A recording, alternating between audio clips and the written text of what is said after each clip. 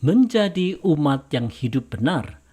Refleksi pagi 644. Bagaimana celaan Tuhan kepada bangsa Israel dan bangsa Yehuda yang menyebabkan murkanya?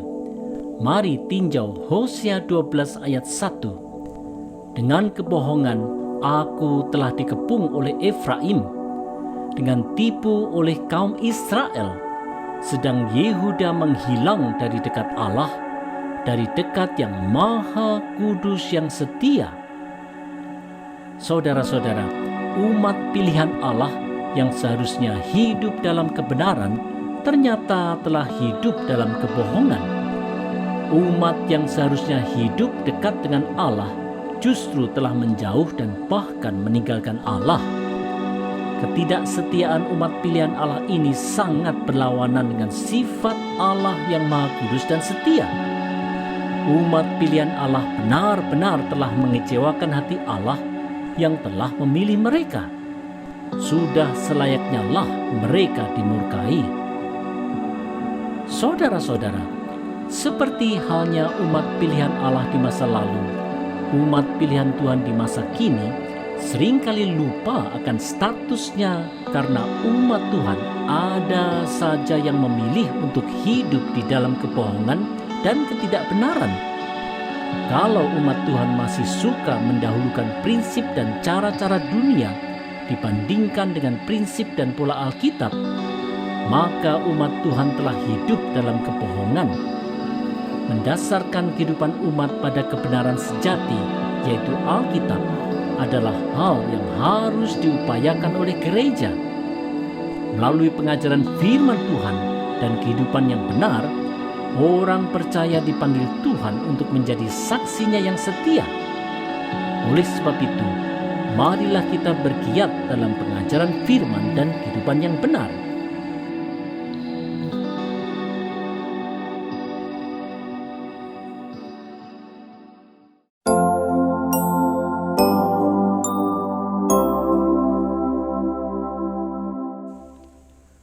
Bertobat dari perbuatan jahat.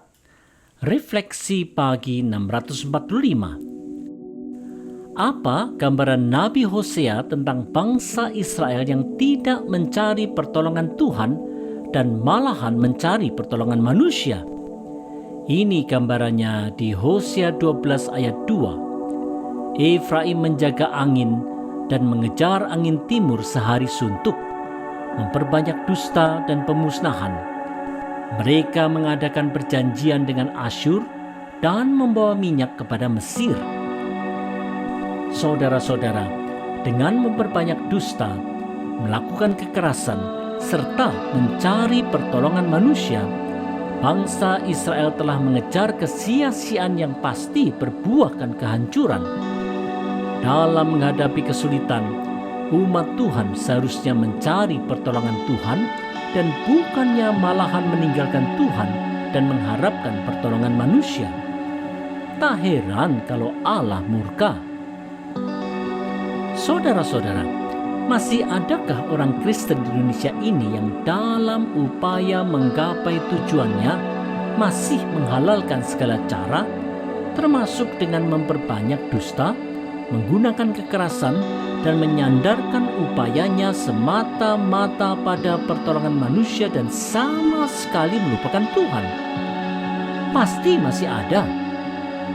Dengan masih adanya korupsi, hoaks, manipulasi keuangan, premanisme, serta kejahatan lainnya di Indonesia yang dilakukan orang Kristen di ruang publik dan di kalangan gereja, murka Tuhan seperti yang terjadi di zaman Hosea pasti akan terjadi pula.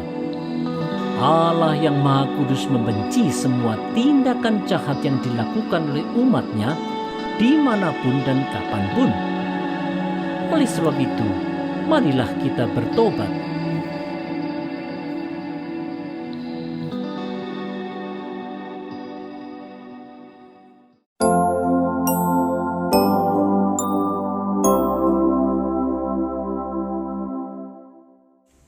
Jalan keluar dari hukuman dosa. Refleksi pagi 646. Melihat kondisi keturunan Yakub yang berada di kerajaan Israel dan di kerajaan Yehuda yang telah sama-sama berdosa, bagaimana sikap Tuhan yang dinyatakan oleh Nabi Hosea di Hosea 12 ayat 3? Ini nubuatnya. Tuhan mempunyai perbantahan dengan Yehuda. Ia akan menghukum Yakub sesuai dengan tingkah lakunya dan akan memberi balasan kepadanya sesuai dengan perbuatan-perbuatannya.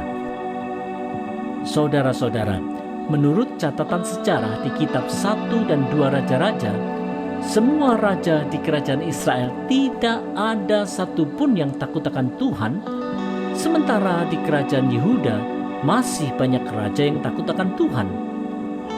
Pantaslah kalau hukuman Tuhan setimpal dengan dosa mereka, di mana Israel akan dibuang ke Asyur dan tidak kembali. Saudara-saudara, di dalam hikmat-Nya yang agung, Allah menghakimi umat pilihan-Nya di masa lalu dan menghukum mereka setimpal dengan perbuatan mereka. Hal ini menunjukkan bahwa di dalam kekudusan Allah, dosa pastilah akan dihukum. Ini adalah sebuah keniscayaan. Hanya saja, siapakah yang bisa menilai besar kecilnya dosa selain Allah sendiri? Juga bagaimana manusia bisa menghindar dari perbuatan dosa kalau hakikat manusia itu memang berdosa? Itulah sebabnya Allah di dalam kasih-Nya yang besar mengaruniakan jalan keluar dari dosa melalui iman percaya pada pengorbanan Yesus Kristus di kayu salib. Hanya melalui Yesus Kristuslah ada solusi untuk keluar dari hukuman dosa. Oleh sebab itu, mari kita beriman pada Yesus Kristus.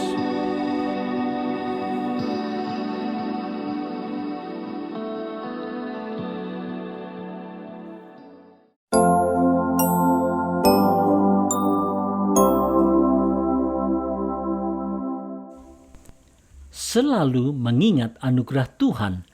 Refleksi pagi 647. Apa teguran Nabi Hosea kepada bangsa Israel yang telah melupakan jati diri sebagai umat pilihan Tuhan? Hosea 12 ayat 4 dan 5a menjelaskannya. Di dalam kandungan ia menipu saudaranya, dan dalam kegagahannya ia bergumul dengan Allah. Ia bergumul dengan malaikat dan menang. Ia menangis dan memohon belas kasihan kepadanya. Saudara-saudara, bangsa Israel yang merupakan keturunan Yakub telah lupa bahwa sejak dari kandungan Tuhan telah memilih Yakub di atas Esau, yang ditunjukkan dengan bagaimana Yakub memegang tumit Esau di Kejadian 25. Pilihan Allah ditunjukkan pula dalam pergumulan Yakub dengan malaikat di Kejadian 32. Bila sudah tahu Allah memilih mereka, mengapa bangsa Israel tetap bandel? Saudara-saudara, seperti yang dinyatakan Nabi Hosea, mengingat kembali anugerah yang telah diberikan Tuhan kepada kita sangatlah penting. Seringkali kita sebagai umat Tuhan lupa diri dan hanyut dengan segala keinginan dan kesombongan duniawi, sehingga kita meninggalkan Tuhan dan melakukan hal-hal yang dimurkai Tuhan. Penyakit lupa Tuhan ini sering merasuk begitu dalam di kehidupan orang percaya, sehingga kehidupan yang bobrok moral dan penuh kejahatan pun bisa saja ditemui di kalangan orang percaya di Indonesia.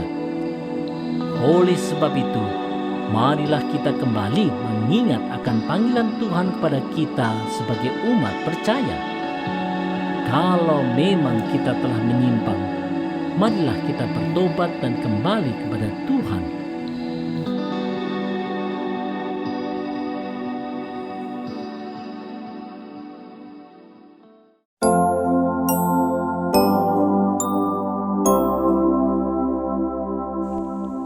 Panggilan untuk kembali ke jalan Tuhan. Refleksi pagi 648. Nabi Hosea mengingatkan bangsa Israel tentang jati diri mereka, bahwa mereka adalah keturunan Yakub yang telah dipilih untuk menjadi saksi Allah, seperti yang terungkap di Hosea 12 ayat 5b sampai 7. Di Betel ia bertemu dengan dia, dan di sanalah dia berfirman kepadanya, yakni Tuhan Allah semesta alam, Tuhan namanya, "Engkau ini harus berbalik pada Allahmu. Peliharalah kasih setia dan hukum, dan nantikanlah Allahmu senantiasa." Saudara-saudara, di Kejadian 35, Yakub dan seluruh keluarganya pergi ke Betel untuk menghadap Allah yang menampakkan dirinya di sana.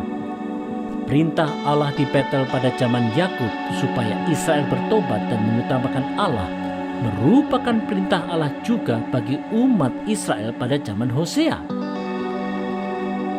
Saudara-saudara, panggilan untuk datang kepada Allah dalam pertobatan dan untuk mengutamakan Allah adalah panggilan yang terus berkumandang sejak dari dulu sampai sekarang. Bila umat Allah terus setia dalam panggilan ini, maka umat Allah pasti hidup dalam kesetiaan dan ketaatan kepada Allah. Sayangnya, di kalangan gereja di Indonesia di masa kini, ada saja orang yang tidak mau hidup dalam panggilan Allah ini. Mereka ingin hidup semau kue dengan menuruti kemauan mereka sendiri. Mereka tidak berusaha menghindari kejahatan, tetapi mereka malahan mendukung setiap perbuatan jahat, apakah itu korupsi, kekerasan, penipuan, ataupun perselingkuhan. Wahai umat Tuhan, ayo kembali kepada Tuhan.